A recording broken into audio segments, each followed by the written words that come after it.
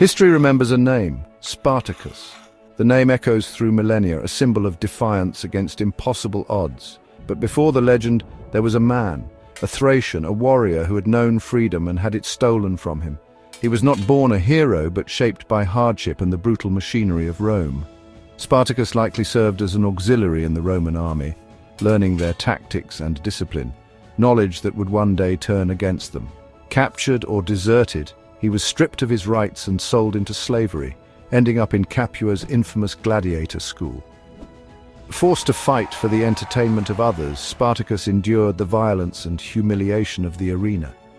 Yet the spirit of the Thracian warrior burned within him. In the pit of despair, he found brotherhood among fellow gladiators, men from all corners of the empire, united by chains and a thirst for freedom. The arena was meant to break men, but it forged Spartacus into a leader.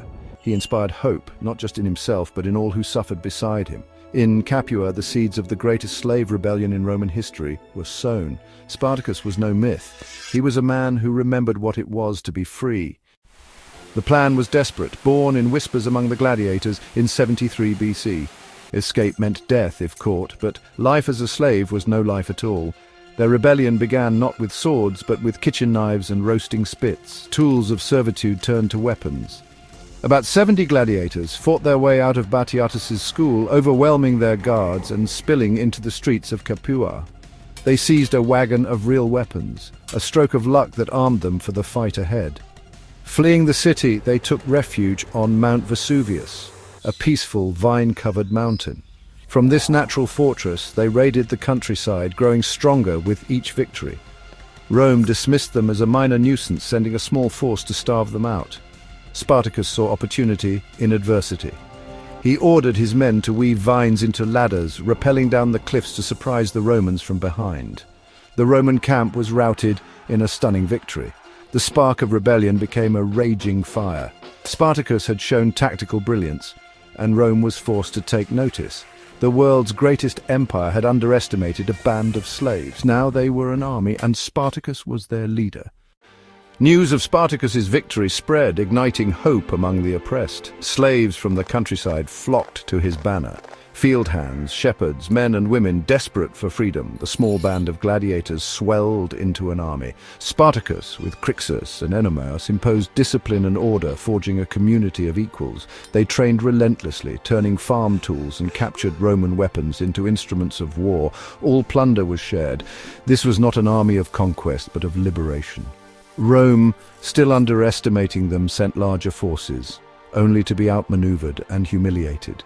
Spartacus's army grew to tens of thousands, a mobile nation challenging the very foundation of Roman society. He was no longer just an escaped gladiator. He was a commander outthinking Rome's best. The rebellion was now a full-blown war. Spartacus had achieved the impossible. He gave hope to the hopeless. He forged an army from the chains of servitude, and he led them on a path toward freedom. Spartacus's goal was not to conquer Rome, but to escape it. He planned to lead his people north over the Alps back to their homelands. In spring 72 BC, the march began. Rome, now alarmed, sent both consuls to trap him. A rift split the rebels. Crassus wanted to stay and fight, but Spartacus pressed on. Crassus and his followers were destroyed, but Spartacus defeated both consular armies in a display of military genius. The path to the Alps was open, freedom within reach. But at the threshold, Spartacus turned back. Historians still debate why. Perhaps his followers refused to leave, or the Alps were too daunting for so many. Whatever the reason, the chance for escape was lost. The army marched south, sealing their fate. Rome would now bring its full might to bear. The dream of freedom slipped away. The final confrontation loomed. Rome's panic opened the door for Marcus Licinius Crassus, the richest man in Rome, hungry for power. Granted command and 8 legions, Crassus restored discipline with brutal decimation, making his soldiers fear him more than Spartacus. He pursued the rebels relentlessly, driving them to the toe of Italy. Spartacus tried to escape to Sicily, striking a deal with pirates, but was betrayed and stranded. Crassus seized the moment, building a massive wall across the peninsula to trap the rebels. Supplies dwindled, morale sank, but Spartacus refused to surrender. In a winter storm, he broke through Crassus's lines free, but weakened and with nowhere left to run. The rebellion was fracturing, hope fading. Rome's greatest generals closed in from all sides. Spartacus faced impossible odds. The end was near. But he would not go quietly. The final stand awaited. Spartacus's last escape was a final act of defiance, but the rebellion was doomed. Surrounded and exhausted, Spartacus chose to fight to the end. In the final battle, he killed his own horse, declaring he would win or die on foot with his men. He led a desperate charge, cutting through Roman lines, but was overwhelmed and fell in battle. His body was never found, lost among thousands of his followers. With Spartacus dead, the rebellion collapsed. Crassus crucified 6,000 survivors along the Appian Way, a brutal warning to all. Yet Spartacus was not defeated in spirit. In death, he became a symbol of resistance, inspiring revolutionaries and dreamers for centuries. His name echoed as a rallying cry for the oppressed. The Thracian gladiator, who began with kitchen knives, became an immortal testament to the human desire for freedom. Spartacus lost his war, but won a place in history.